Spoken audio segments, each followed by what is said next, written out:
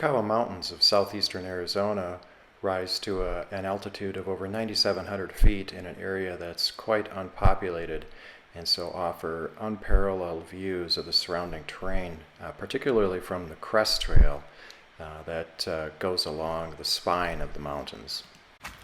The views while hiking along the Crest Trail are fantastic. The mountains rise rather abruptly out of the surrounding valley, and also the two major wildfires that have removed many of the ponderosa pines of the Chiricahua Mountains also open it up to widespread views, so you don't feel like you're hiking in a green tunnel. The hike we'll describe today begins at Rustler Park, which has the advantage of starting out at a reasonable altitude and thus keeping the amount of vertical hiking that you have to do to a minimum. Rustler Park is reached from Forest Road 42, which turns off to the right just before the pay station for the National Monument. There's only one intersection you need to deal with, which is that with 42D, where you make a right. Parking for the trailhead is separate from the camping area, so if you're just going to day hike, park at the trailhead area, and if you're going to camp, proceed straight onto the campground. The campsites offer picnic tables, rain shelters, and bear boxes to make sure that the black bears don't get your food at night. These can also be used as makeshift shelters while camping.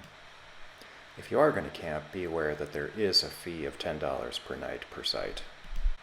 The Crest Trail can be accessed on the west side of the campground directly, and that offers a very nice little hike out to Barfoot Lookout as well. Across the road from the campsites is an open meadow with some picnic areas on the other side of the meadow. The spring is located just to the left of those picnic sites up on the hill. Spring is not marked or signed, nor is there any kind of improved path to it, so you have to kind of bushwhack up your way to it, but you'll be rewarded by a plentiful supply of water. The Trailhead Parking Lot is located just to the left as you enter the Rustler Park area and has plentiful parking and a pit toilet. The trailhead for the Crest Trail is located right across the street from the parking lot, and there's not much of the signage left after the Horseshoe 2 fire. The Chiricahuas have a number of what's called parks located within them. They're not parks in the traditional sense, they're really just open meadows. These parks or meadows have great views and are a wonderful spot for taking a little break on a long hike. At the right time of year, keep your eye out for wild raspberries. These are a great little snack along the trail, but do be aware that this is one of the favorite food of the local black bears as well. If you're going to attempt to summit Chiricahua Peak, make sure you bring a map with you. The area is honeycombed with trails and it can be quite confusing trying to just follow the trail signs. The views at the peak are not all that spectacular, but at least you do get a chance to look at the geo marker that's up there to mark the peak.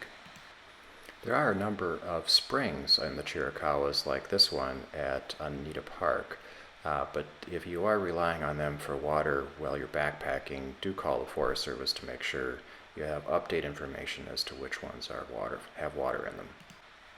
Also be aware that this area does see a fair amount of traffic of illegals, although it may have died down a bit since the forest fires eliminated some of the cover.